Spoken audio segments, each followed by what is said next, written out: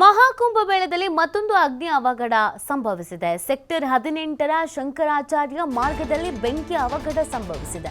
ಅದೃಷ್ಟವಶಾತ್ ಯಾವುದೇ ಜೀವಹಾನಿ ಸಂಭವಿಸಿಲ್ಲ. ಇದು ಕುಂಭಮೇಳದಲ್ಲಿ ಸಂಭವಿಸಿದ ಮೂರನೇ ಅಗ್ನಿ ಅವಘಡ.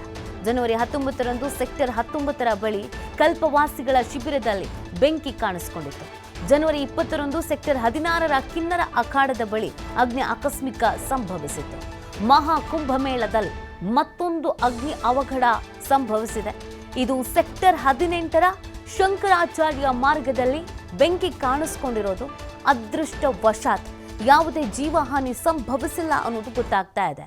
ಇದು ಕುಂಭಮೇಳದಲ್ಲಿ ಸಂಭವಿಸಿದ ಮೂರನೇ ಅಗ್ನಿ ಅವಘಡ ದೃಶ್ಯದಲ್ಲಿ ನೀವು ಗಮನಿಸ್ತಾ ಇದ್ದೀರಾ.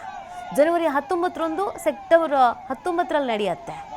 ಅದಾದಮೇಲೆ ಜನವರಿ 20ರಂದು ಸೆಕ್ಟರ್ 16ರಲ್ಲಿ ನಡೆಯುತ್ತೆ. ಈಗ ಮತ್ತೊಂದು ಅಗ್ನಿ ಅವಘಡ ಸಂಭವಿಸಿರೋದು. ಯಾಕೆ ಪದೇ ಪದೇ ಈ ಥರ ಆಗ್ತಾ ಇದೆ, ಏನು ಸಮಸ್ಯೆ ಆಗ್ತಿದೆ, ಇದೆಲ್ಲದ್ರ ಬಗ್ಗೆ ಹೆಚ್ಚಿನ ರೀತಿಯಾದಂಥ ಗಮನ ಹರಿಸಬೇಕಾದಂಥ ಅಗತ್ಯತೆ ಇದೆ.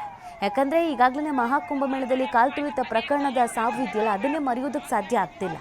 ಇಂಥ ಸಂದರ್ಭದಲ್ಲಿ ಹೆಚ್ಚಿನ ಸಂಖ್ಯೆಯಲ್ಲಿ ಜನ ಸೇರ್ತಾರೆ. ಹೀಗಿದ್ದಾಗ ಬಹಳ ಎಚ್ಚರಿಕೆಯನ್ನು ಕೂಡ ವಹಿಸಬೇಕಾಗತ್ತೆ. ಈ ಕುಂಭಮೇಳದಲ್ಲೇ ಮೂರನೇ ಅಗ್ನಿ ಅವಘಡ ಸಂಭವಿಸ್ತಾ ಇರೋದು. ಯಾಕೆ ಈ ಥರ ಪದೇ ಪದೇ ಆಗ್ತಾ ಇದೆ, ಅದ್ರ ಬಗ್ಗೆ ಹೆಚ್ಚಿನ ರೀತಿಯಾದಂಥ ಕಾಳಜಿಯನ್ನು ವಹಿಸಬೇಕಾಗತ್ತೆ.